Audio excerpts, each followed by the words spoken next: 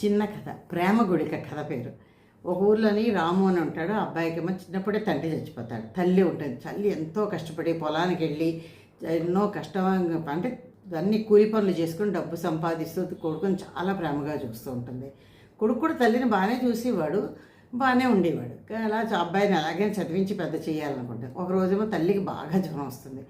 Doctor దగ్గర తీసుకెళ్తే మందులు వేశారు. మందులు కొనడానికి డబ్బులు లేవు అన్నమాట అబ్బాయి దగ్గర. లేకపోతే అప్పుడు అబ్బాయి ఎంతమందినో అప్పుడు అడిగాడు, ఎవరి దగ్గర డబ్బు ఉందా, ఇప్పుడు లేదు లేదు అని చెప్పి అందరూ లేదు లేదన్నారు.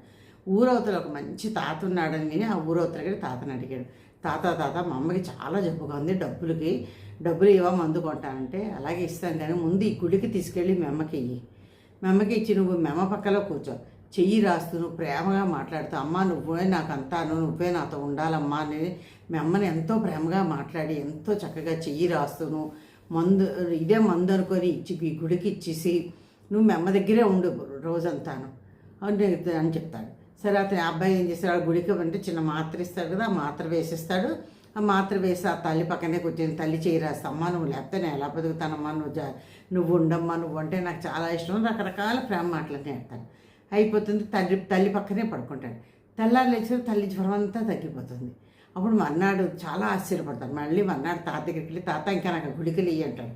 ఎందుకు నాయనా ఇంకా గుళికలు, మీ అమ్మ జ్వరం తగ్గింది కదా అని. తగ్గింది తాత, కానీ ఏంటంటే నేను ఊర్లో అందరికీ ఒక్కొక్క గుళిక ఇస్తూ ఇలా ప్రేమగా మాట్లాడుతుంటాను, మందుతో కాదు తాత, మాటలతో అందరినీ ప్రేమగా లొంగ తీసుకోవాలి అని చెప్పి అంటాడు.